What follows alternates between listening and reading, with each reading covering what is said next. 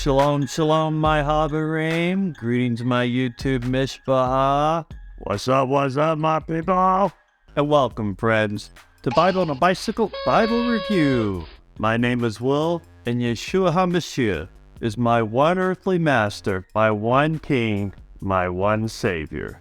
And this is where we take a look at the Bibles that I found while out riding around on my bicycle, looking for Bibles, backpacks, bogans, socks that I can use here in my personal outreach ministry, working with the impoverished and those experiencing homelessness here in my local area. If that sounds like something you'd be interested in supporting and you'd be about, there's links down below. And in this here little video, I'm especially excited because it takes me back to old nostalgia road, all the way back to the early 1970s. What am I talking about? Why am I so excited that I'm babbling like an idiot? It's Golden Books, the Children's Bible. Now that might not mean anything to a lot of you young folks out there these days, but for you older folks that remember a world back before the internet, you might have had one of these laying around when you were a kid as well. Well, I can remember having a copy of this here book laying around our house all the way back since I was in droopy diapers.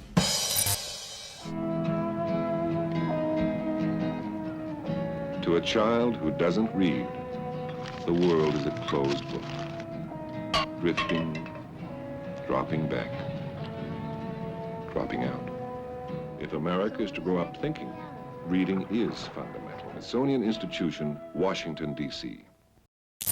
When I threw a survey up in the community tab, it was you guys who chose this here, the Children's Bible. And boy, did you luck out, because not only do I got this here copy from the late 1960s, but I also got another copy from the 1990s. That's a double winner, folks. They're exactly the same inside as far as the contents of the books, but we're going to look at both of these books themselves individually, go over their condition, and see what they're about. And then we'll get into the actual review of the content of this book. So we're going to start with this here older one first. So the first one we got here is from the late 1960s. I'll put the real date down there because I don't remember right off the top of my head right now, folks. But it also happens to be the first one that I found at the old thrift store, and I believe that was at a Goodwill, and it's been quite a few years since I found it originally. But outwardly, on the outside, it looks to be in pretty pristine condition when you first look at it. It's even still got the old dust cover on there. Look at that. We're going to take it off for review purposes and see what condition the old dust cover's in. Well, there's quite a bit of staining on the inside, which might let you know that it might have had a few rough rides throughout its life. A little rough on the corners there, but no actual tears or rips. I think it's because it's actually got some kind of vinyl coating on there. That feels pretty sturdy, actually. It survived all those years, but there you go. Some of the awesome artwork that takes me back to old Nostalgiaville. You'll see what I mean when we get inside of this. Do that lamination job there.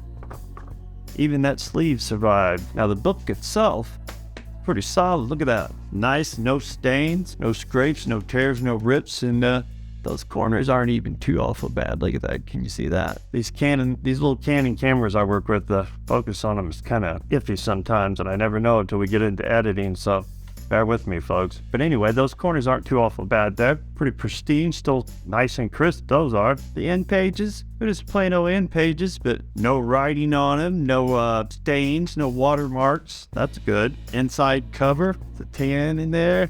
Just a paste down, of course. It's real hardback, like an old textbook. The cover itself is basically just a repeat of the dust cover. And look at that, there's the original price tag. Can you see that? A little golden price tag, $4.95. What's that translating to today's currency? Never was written on, dedicated or nothing. As far as I've looked through this book, I haven't seen any writing, scribblings, crayon marks, which is oftentimes the case when it comes to these golden books of all varieties. Blue interior page. It's got the Children's Bible, gives you your publishing information here. This artwork in here, it's not that it's the greatest artwork.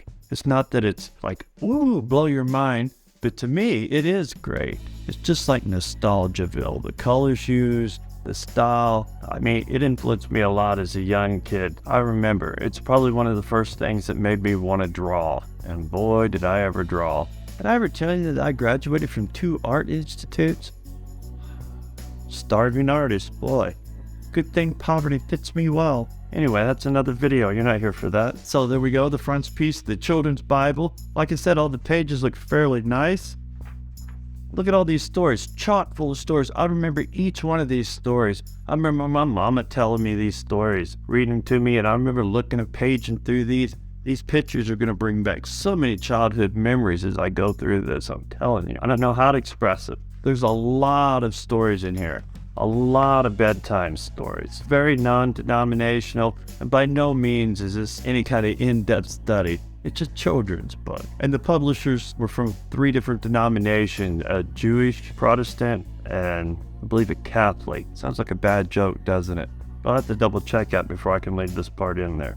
But I think that's what it was. Well, let's get on with it. Get on with the goods. We have the creation of the Old Testament. Here we go. Look at that. Look at this, the layout of that. It's almost like an old comic book. Look at that. Can you see those illustrations? Oh, it takes me back to my childhood. Some really beautiful illustration.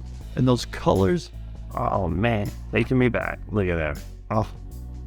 Let's go through and see if we got any damages in here. As far as I can tell, there's no damage whatsoever. Look at that. There's even maps. Maps, folks. Even maps. And you know how I am about maps. That is so nice. Abraham, Lot. But yeah, this artwork just takes me back. And there's a lot of story in here.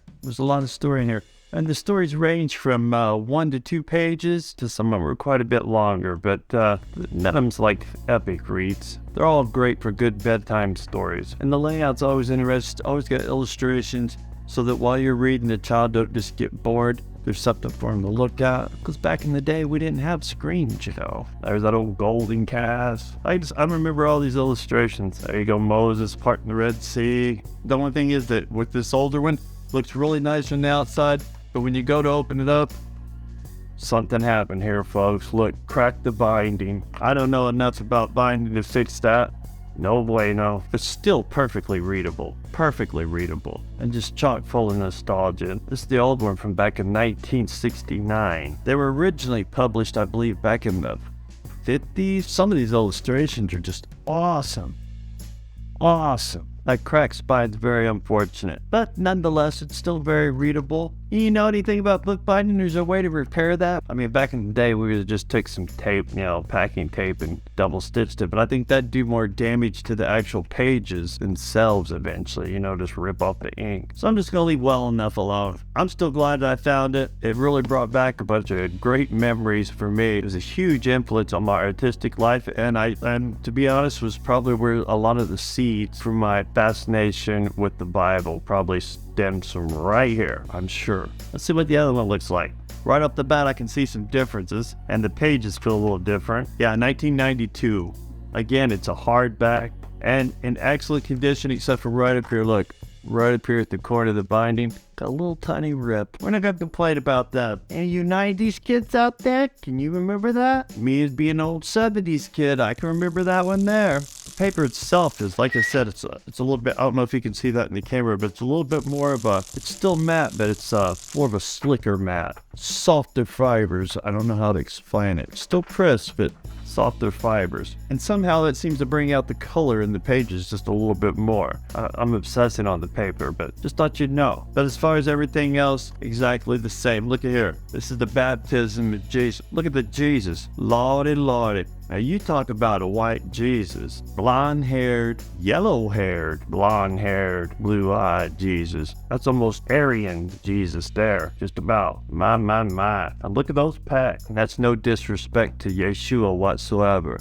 That's a disrespect to white Jesus. That's what it is. So don't come out in the hate comments. That's white Jesus. That has nothing to do with Yeshua. But you might understand where a little bit of confusion came in, folks. That'd be my only drawback that I could see with these here books. That's not what Jesus looked like at all. Look at that.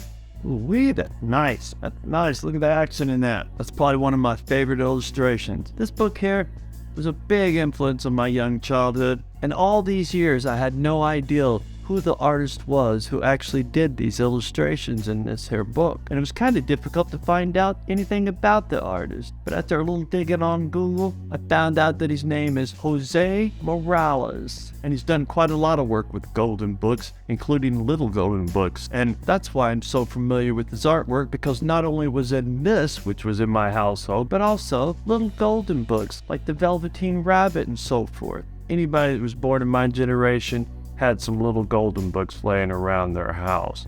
It was just a staple. There's no wonder that his artwork brings so much nostalgia back to me. I was literally surrounded with it my whole upbringing. Now, some of you younger folks out there might recognize his artwork from the Star Wars Junior series from Lucas Books, most notably Anakin's Race to Freedom. Yeah, that's the same guy. The same guy. So he's been around a while. I couldn't really find out much more about him. Everything I found about him was just a brief biography and a list of his work. But there's no Wikipedia page or anything. There is a Wikipedia page, however, which I found kind of nice. But other than that, that's all I really know about Mr. Morales.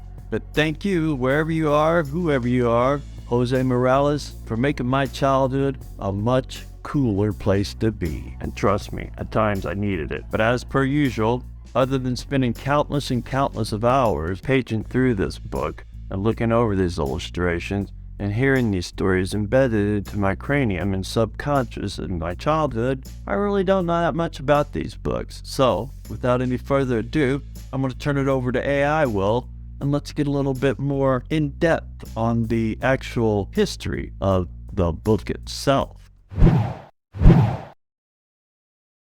This beloved edition of the world's greatest book, beautifully illustrated and written in a clear, simple style for children, has been approved by an editorial board consisting of leaders from the Protestant, Catholic, and Jewish faiths.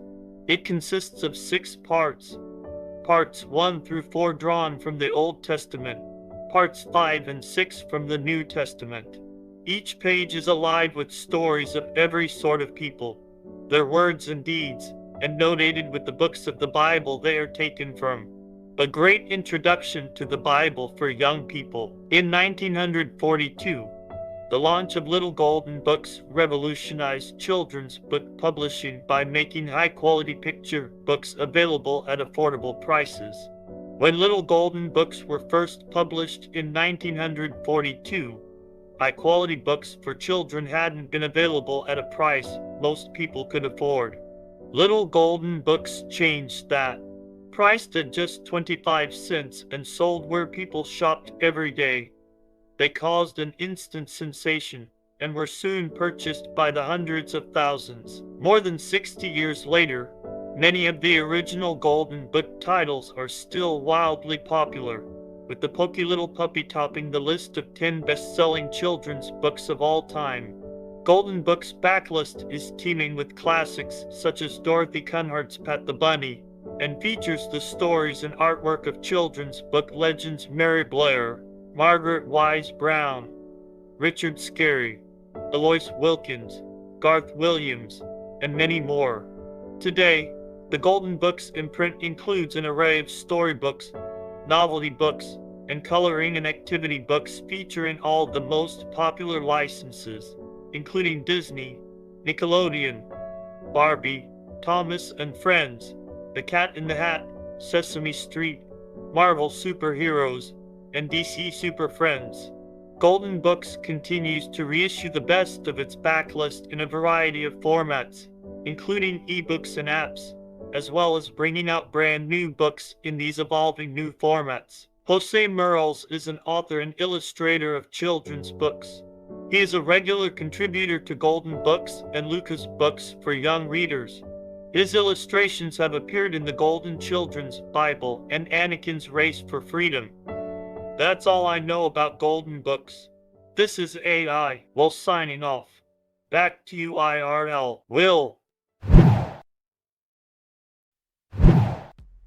Well, there you have it, the Children's Bible from Golden Books. I sure do hope you enjoyed this here video, and thank you for spending a little time here with me going down old memory lane. And if you did, maybe consider hitting that old thumbs up button down there. It really does help this here small channel like ours to hit that algorithm. If you want to see more videos like this here one, or any of the other videos we got here on this channel, and you're not already, maybe consider hitting that subscribe button. But here's something a lot of folks don't take the time to do or forget. Share. Share this video with your family, your friends, on social media. How about you? Any of you out there have any of these in your household when you was growing up? Was it this one? Was it this one or was it another one? Why not let us know down in the comments down below? Well, I really do appreciate you coming, spend time with me going down old memory lane here today. I know your time's valuable and I appreciate you spending it here with me. I'd also like to say thank you to the 150 folks who have subscribed in the last 28 days. I do appreciate it. If you'd like to support this channel and the things that I do on it, there's links down below this video to a number of different ways that you can help support this channel and or the ministry that I do here locally. If you can't help, thanks. But if you can't, don't sweat it. Don't worry about it. Just thanks for being here watching. Until next time, remember, Yeshua, Jesus loves you, and so do I. Now get out of here, go ride your bike, and read your Bible.